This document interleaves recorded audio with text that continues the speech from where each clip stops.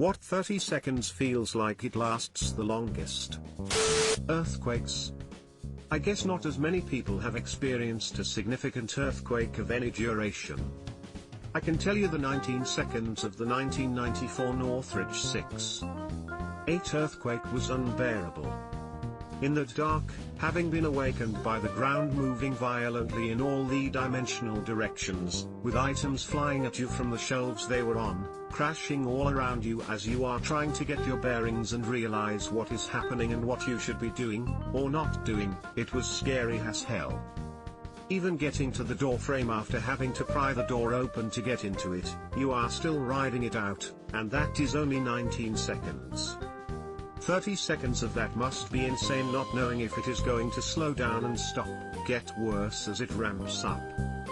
Had one in April. They are not fun. Being in a CT scanner when they tell you to be perfectly still. And when they said to hold your breath but not for how long, and you're just waiting for the all clear to breathe like, do I just pass out here? Don't want to mess up these scans. I had to get a spine MRI to check for arthritis damage. Told me to stay as still as possible, with my knees slightly up. 10 minutes and my legs are like jelly, my back is hurting because the reason I'm there is because it hurts to lie on my back for short periods. Had to do that shit for an hour. Lost all sense of time after the first 5 minutes. Trying to put my change back in my wallet in line at the convenience store with people in line behind me, or when your card won't read in the debit machine, but you know you have the money in your account so you have to run it 2 or 3 more times. I just shove my money in my pockets and put it in my wallet later. I sometimes run errands for my boss and I go to the self-checkout line at the grocery store and ring all my shit up separately.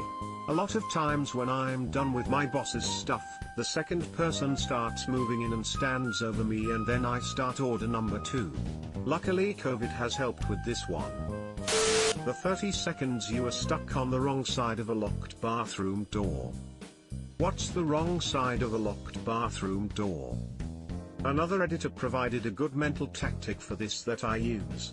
Whenever you really have to go to the bathroom in public and are searching for a bathroom, just mentally assume that once you find one it'll be occupied, and this mental trick will prevent your brain from immediately wanting that release the moment you arrive at the locked door. Doesn't help being locked in a bathroom though. For that, all faucet water in America is potable, unless otherwise stated, and you can survive about 3 weeks without food. Having explosive diarrhea course through your stomach at 2 a.m., and you frantically dash into the bathroom trying to anally vomit as quietly as possible without waking everybody else in the house up, despite being in some of the most intense pain in your entire life. Anyway, how was your Thursday off? The details you give scare me. Anally vomit. How horny is that rhino? Getting an Iud placed. Oh god. When I got mine the doctor was tugging the string to make sure it was in the right place. The string snapped. So she had to get the duckbill thing and redilate me and put in a completely new one. Exactly where my brain went, as well. Though being Reddit, I didn't expect to see this answer. I just got a new one placed and he was having trouble getting it in the right spot. 3 attempts and 12 years later. Phew. Waiting for someone to get out of the bathroom. And then you just have to hold your breath and hurry. Don't stress the bathroom guy, it doesn't really help. Been there, done that. The moments after sending a risky text and you see, so and so is typing, but it keeps starting and stopping. Reminds me of a tweet that went something like, you ever send a text that's so risky, you clean your entire house? Better than being left on red.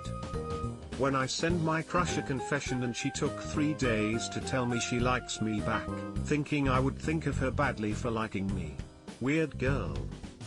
Washing machine says 30 seconds, it is never 30 seconds. I've actually timed my washing machine and it is around 4 minutes. Not sure why it always says 30 seconds. Frown. That gooey stuff they put in your mouth when you have braces. Yo, I did this and my gag reflex was so bad I started crying and retching at the same time. Then I let out the largest burp I've ever had and it echoed throughout the entire office. Lamau. I threw up the first time they did it. One of the worst things I've ever experienced. My toothbrush vibrates every 30 seconds, letting me know it's time to switch sides. Sometimes it feels like I brushed for 4 minutes and it vibrates again. Edit, thanks for the awards even though I'm not sure what they mean. Edit 2, I own a Sonic Air, not a Quip. But I may be joining the group soon. Okay, question. I just got an electric toothbrush. How on earth do you spit without having toothpastey drool dribble down your chin? I can't take the brush out, because then it sprays the drool all over the bathroom. If I don't spit, it still runs out. I just got an electric toothbrush, and I have to wash my beard every time I use it. Edit, thank you all for the kind, and not so kind, replies. I am not using way too much toothpaste. The small bristles don't hold as much as a regular toothbrush, and I've never been one to use toothpaste like the commercials. I will try using less though, and that may solve the problem.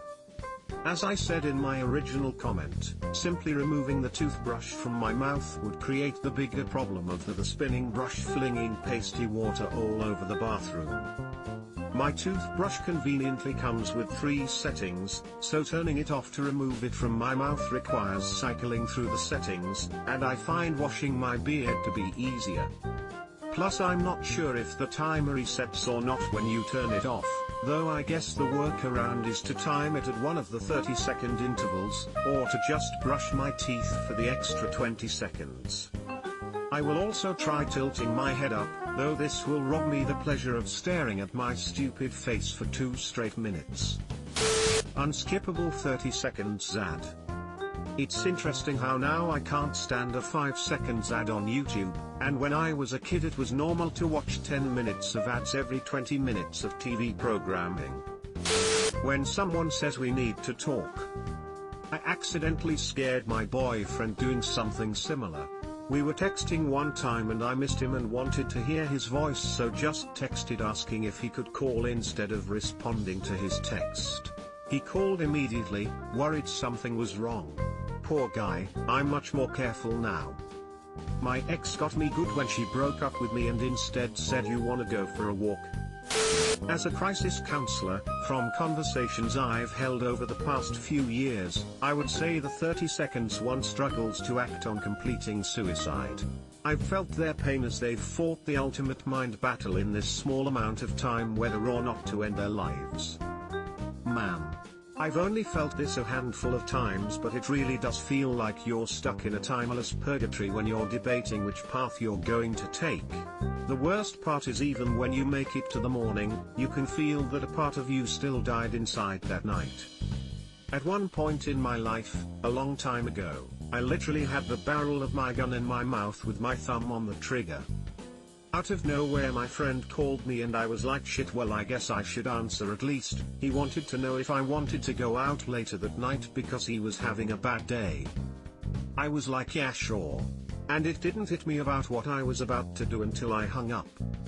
To this day he probably doesn't know he saved my life on complete accident. And I know that sounds too good to be true, but I was staring at that gun for like 2 hours. A few shots of scotch later and I was like, nope, I'm going to do it. And then my phone went off. The time in between a baby falling and crying. Thump, wah. The story I am told is that when I was a baby my dad set me on the bed to just kinda hang out. It was a waterbed though, so when he got on the other side the tsunami threw me on the ground, landed on my back luckily. Dad says it felt like an eternity going from me making the I'm about to scream face to me actually screaming. Likewise, as a pediatric resident who attends complicated high-risk deliveries in case resuscitation is needed, the seconds between the delivery and when the baby cries are terrifying. When putting a fixed amount of gas in the car in the freezing cold and the pump slows down for the last $half. I used to live in the northern Midwest and really tried to avoid the gas stations that slow their oil too much. My mom had a surgery to save her life, and when her surgeon walked across the waiting room to update me, those were the longest seconds of my life. About halfway towards me he gave a thumbs up and wow, happiest moment. Edit, wow, thank you, I'm so inept I haven't ever gotten any awards, I don't know how to thank people. This whole post made me so happy. Thank you kind strangers for commiserating with me about our loved ones. I love Reddit. Sounds extremely stressful, glad she's okay. Good guy doctor giving you the thumbs up cause he knows you were probably freaking the fuck out watching him walk towards you, but didn't want to shout across the room as that's unprofessional lol. Subscribe for more hot Reddit takes in your inbox, guaranteed.